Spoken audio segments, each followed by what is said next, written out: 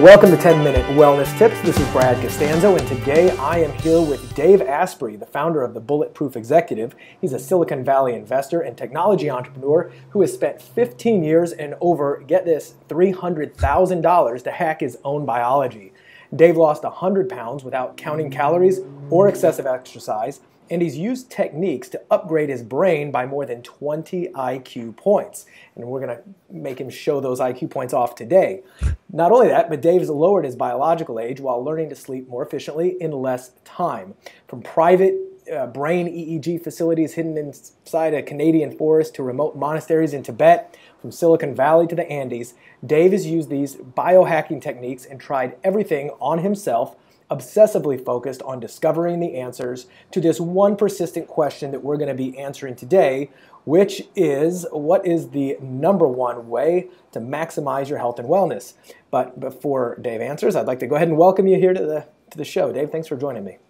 Brad, thanks for having me on. Well, as I mentioned offline, I've been a fan and a follower of yours for years, and I think you've done some tremendous work. You've got a great approach to health, wellness, biohacking, and I have a feeling that you're a depth of knowledge, so keeping it to 10 minutes is probably going to be challenging. But that being said, what is the number one thing that you recommend people do to maximize their health and wellness?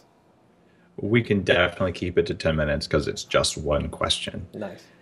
And there are so many things that come to mind. I think, what about sleep? What about stress?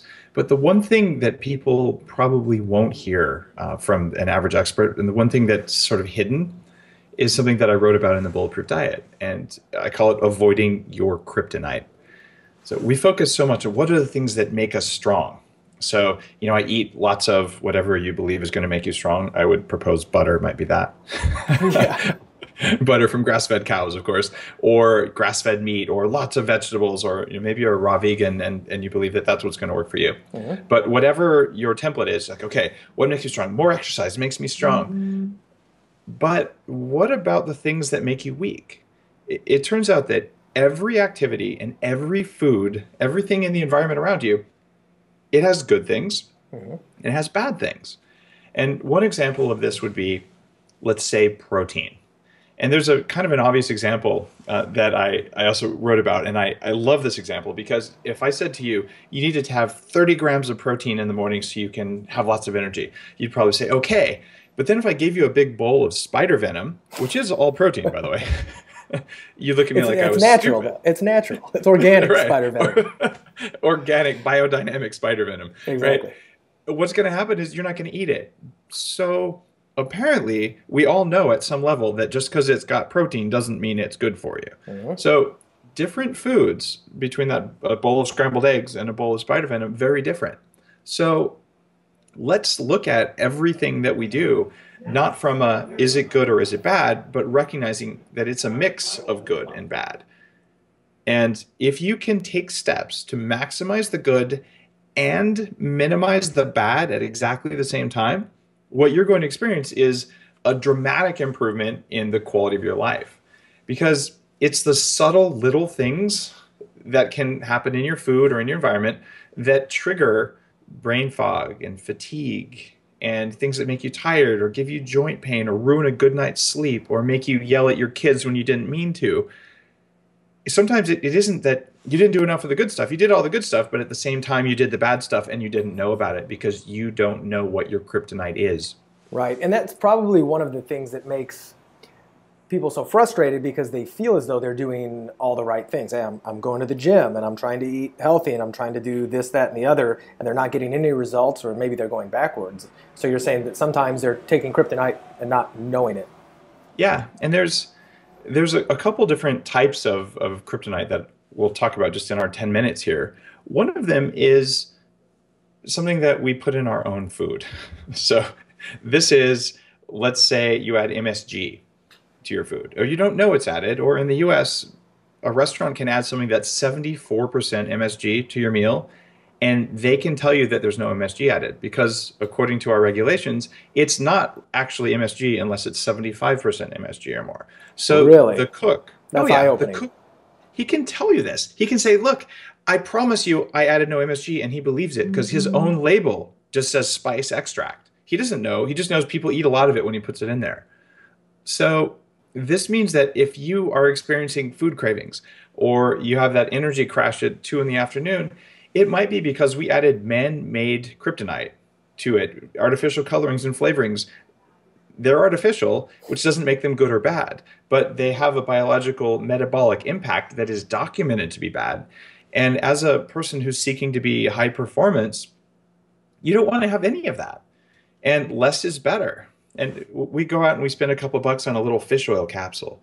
Okay, that's good oil, assuming that it's not rancid and low quality fish oil, at which point it's bad. But if this much fish oil can do something for you, what will this much margarine do?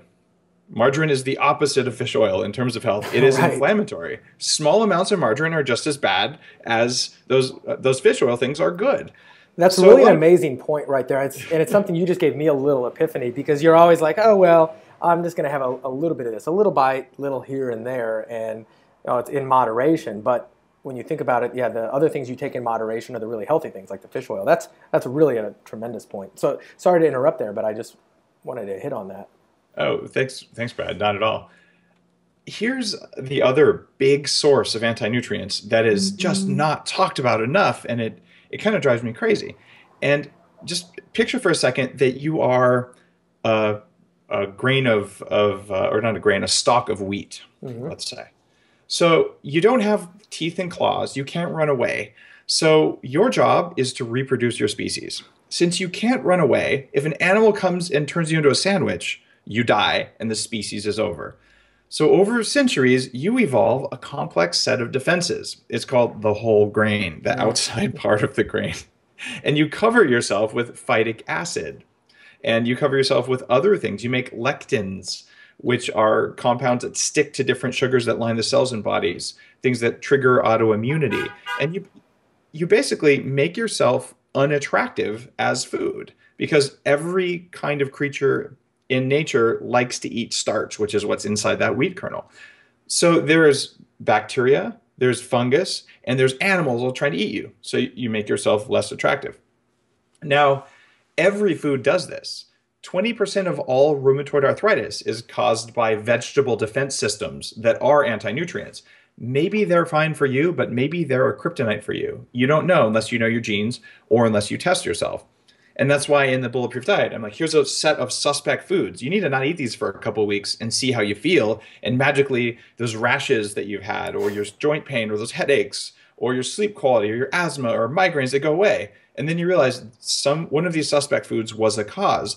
And it's these anti-nutrients, these sources of kryptonite that are in our food that Mother Nature put there that can cause the problem. And perhaps the scariest one is mold toxins. 24% of the global food crop is lost because of toxic mold growing on our food supply. Wow. Now, the rest of the food, it's not just all mold free. It has some mold. In fact, we have regulatory limits, and it's impossible to get to extreme zero mold because you might have one tiny part per quadrillion, at which point it's essentially zero. But the levels that we've set are different for different countries, and they are set for economic gain versus for maximum human performance or even maximum human health. So, for instance, one of these toxins, the most common toxin in coffee of all things, is called ochratoxin A. On the Bulletproof website, I have 1,200 studies on the health effects of ochratoxin A and 34 studies documenting that it's a problem in the coffee industry. The US and Canada have no regulations for the amount of ochratoxin A that's allowed in coffee, but Europe and Asia do have them. So if you drink a cup of coffee in North America, there's a very significant chance that you're getting some amount of ochratoxin A. And I did a little study looking not at whether you're going to get bladder cancer or something, but what does it do for your ability to perform at a cognitive level?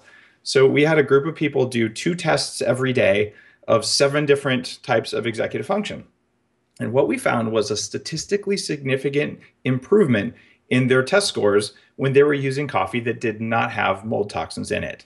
And this is a coffee that I manufacture with lab testing that we actually stop the production of the toxins earlier in the production of coffee, and then we lab test to verify that our process worked.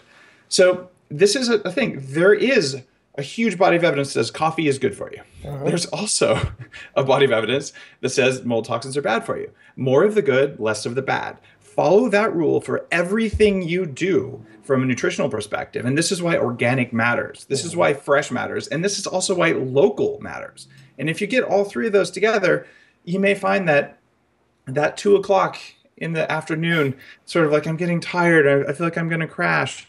That kind of stuff, that's happening because you actually have toxins earlier in the day. And then your liver says, oh no, I have to deal with all these toxins. Can I have some blood glucose, please? So then your blood sugar drops and you get tired and then you get a food craving. And then you try and deny your food craving because you're trying to lose weight. And when you deny your food craving, you use up your willpower. And by the end of the day, you're a zombie.